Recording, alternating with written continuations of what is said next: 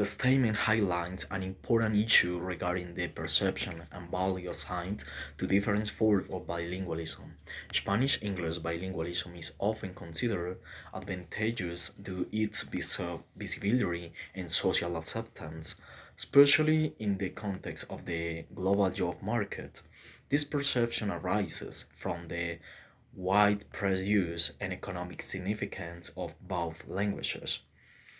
On the other hand, bilingualism in minority Amerindian and Creole languages has historically been undervalued in a society with negative stereotypes.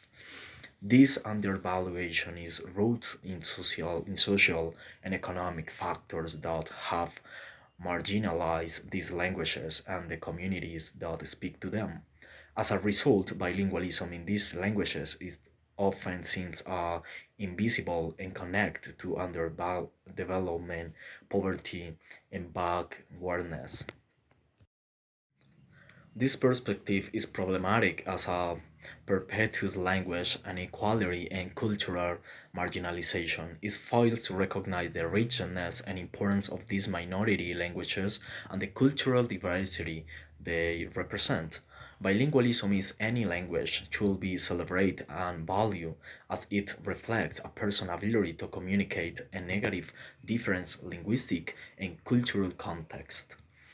One example that illustrates the privilege of Spanish-English bilingualism over minority Amerindian and Creole languages can be observed in the job market.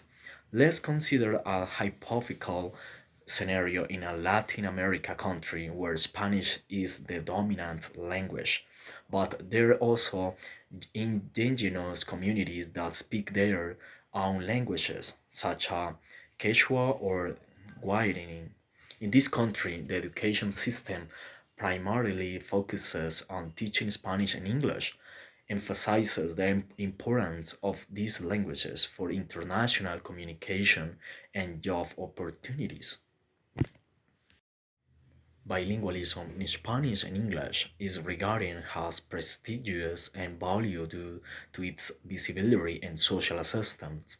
Consequently, individuals who possess fluency in Spanish and English often have better employment prospects, particularly in multinational corporations or industries that require interaction with the global market. On the other hand, bilingualism in indigenous Amerindian and Creole languages, which are less widely spoken and not considered as prestigious languages, is often undervalued. These languages are seen as representing a form of invisible bilingualism as they are not visible or recognized within mainstream society. For this reason, bilingual education programs for speakers of the majority of languages in Colombia must work on the close and comprehensive cultural creation in the language of learning so as not to create only robotic and no comprehensive communication scenarios. In fact, when a child recognizes the culture of the other language, they might have a more comprehensive and tolerant verbal and non-verbal communication of the language, understanding the language naturally, and the same should happen with the learners of a second language. Thank you so much for watching.